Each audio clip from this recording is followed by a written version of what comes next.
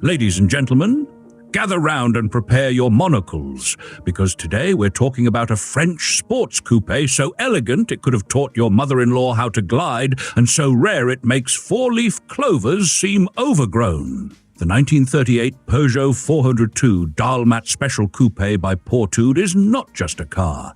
It's the automotive equivalent of whispering poetry in a silk tuxedo while overtaking a Bugatti on the left at 100 miles an hour.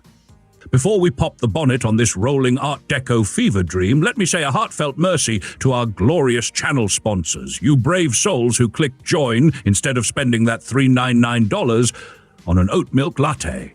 Your generosity fuels this glorious circus of chrome, grease, and questionable life choices. Now let's rewind to 1930s France, where Émile Darl'mat, a Peugeot dealer with more ambition than patience, decided he'd had enough of selling family sedans to people named Gerard.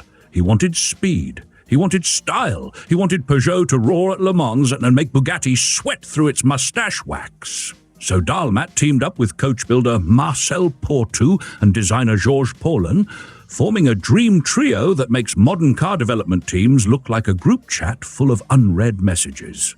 By 1936, this crew had already impressed Peugeot management with a folding roof coupe based on the 601. That success gave Darl'mat the green light to take the compact 302 chassis, soup it up, and top it with hand-built coachwork that looked like it had been drawn by an Art Nouveau angel during a wind tunnel séance. Peugeot even allowed him to slap his own name on the finished product, a rare move, considering most automakers won't let dealers name the coffee machines in the break room. So, in 1936, the first Darl'mat Special Sport rolled into the Paris Motor Show and caused an immediate stir. It was long, low, and had more aerodynamic curves than a high society scandal. Soon after, Darl'mat convinced Peugeot to back him for Le Mans. The result? 3 bare-knuckle roadsters finished 7th, 8th, and 10th at their first outing in 1937. That's like entering a baking competition with a blowtorch and still walking away with a ribbon. In 1938, Peugeot rolled out the 402 Léger, short wheelbase 402 hardware marrying the 302's compact footprint to the 402's 2.0-litre punch, on a chassis shorter and wider than the standard 402. This time, only one of the 3 Darl'mat saw the flag, 5th overall and victor of the 2-litre class, while its 2 teammates bowed out early. The Peugeot press office probably popped more champagne than the winner. Victory over the German teams? Let's just say the croissants tasted extra patriotic that year. Only 105 Darl'mat special sport cars were ever made, 53 roadsters, 32 cabriolets, and just 20 coupés, the rarest of the rare. And of those coupés, only 6 were built on the 1938 chassis, with a mere 3 surviving today. One of them, chassis 75536, was gifted by Darl'mat himself to Peugeot's Director of Mechanical Studies, Alfred Jauch, a move that's basically the 1930s version of an engineer bonus, except instead of a Starbucks gift card, it's a one-of-a-kind race-bred French spaceship. Then, just as the momentum was building, history pulled the handbrake. World War II broke out, and Darl'mat's dream was bricked, literally. Rumor has it one prototype was hidden behind a wall to prevent Nazi seizure. That's not paranoia, that's dedication. Post-war, Darl'mat returned to tinkering, but the magic of the pre-war specials never quite returned. Still, around 30 examples of these cars survived, testaments to both French craftsmanship and the fact that not every vintage vehicle ends up as lawn art in the south of Texas. Under that flowing bodywork, the Darl'mat meant business. The 1991cc4 made about 70 horses in road tune with twin Zeniths. Some cars wore a VD supercharger for roughly 80 horsepower, while the Le Mans runners generally breathed naturally. That's not a huge number today, but in the late 1930s it was enough to make your beret fly off. More impressive was the Cotal pre-selector gearbox, a sort of semi-automatic, electromagnetically operated transmission that let you shift gears faster than a politician changes opinions. Drivers loved it, especially during endurance races when every second and every sanity-saving shift counted. The chassis, though derived from the 302 and 402 family cars, was cut lightened and sharpened. Front suspension was independent, rear was a live axle, and the whole thing rode on a mix of leaf springs and hydraulic shock absorbers. It wasn't magic, but it worked, and it worked well. Braking stayed resolutely cable-operated drums. The car handled beautifully by the standards of the time and could top out around 150 kilometers per hour or 93 miles per hour. Dimensionally, the Darl'mat Coupé measured about 165 inches, 4.2 meters, long on a 113-inch, 2.88 meters wheelbase. Width was just over 66 inches, 1.68 meters, and height was low enough to qualify for limbo. Weight came in at around 1,400 pounds, 1,100 kilograms, depending on body material and whether you'd eaten breakfast.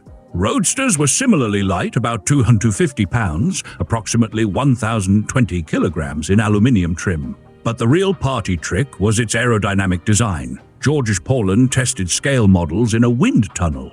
Yes, a wind tunnel in the 1930s, proving that this wasn't just sculpture on wheels. Every line served a purpose. Teardrop rear fenders without full spats, fared-in headlamps and a raked windshield. It was a silent assassin in a Savile Row suit. Compared to a Bugatti Type 57 or Delahaye 135, the Peugeot had less raw muscle, but its featherweight aluminium coachwork and slippery shape let it punch way above its class. The design of the Darl'mat Special Coupé was where automotive engineering and sculpture met for a smoke and a glass of Bordeaux. Coach builder Marcel Pourtout, working with stylist Georges Paulin, crafted one of the most jaw-dropping silhouettes of the 1930s. Long hood, teardrop fenders, rear split window, and a grille that looked like it whispered sweet nothings in chrome. Every panel was shaped by hand, and you can tell this wasn't a car made for traffic jams. It was made for Concours d'Elegance before that was even a term. The side vents along the hood were like jewelry with a job. They cooled the engine and winked at passers-by. Inside, the Darl'mat was a snug little cockpit with just enough room for 2 humans and possibly 1 poodle if it behaved. Trim was minimalist but tasteful. Some had leather, others cloth, but all made you feel like you were doing something significantly more important than grocery shopping. This was a rolling art piece, not a minivan. Now let's talk prices. Back in 1939, a Darl'mat cost around 30,000 French francs.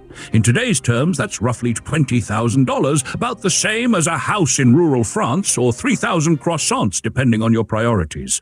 But oh, how the times have changed. Fast forward to the 21st century, and one of the surviving 1938 coupés, chassis 705536, no less, sold at RM Sotheby's in Monterey for a staggering $885,000. And if you're lucky enough to find one for sale, well, good luck. You have better odds of finding a truffle pig that speaks fluent French. Roadsters, being slightly more common, have traded from roughly the low $200,000 to well over $700,000, depending on condition and provenance. Even unrestored or partially complete Darl'mats are chased like holy grails. An incomplete Roadster reportedly sold for $2,500 in the 1980s, a fact that causes modern collectors to scream into their steering wheels. So here we are. A pre-war Peugeot, dreamed up by a dealership, sculpted by a dentist-turned-designer, hand-built by artisans, raced against giants, hidden from Nazis, and now parked in the pantheon of the most valuable French classics ever made. If that's not worth toasting with a glass of Burgundy, I don't know what is. That's it for today's adventure into chrome, curves, and class. If you enjoyed this ride, don't forget to smash that subscribe button like it owes you money, and remember, if you ever find yourself behind the wheel of a pre-war Peugeot, wear gloves.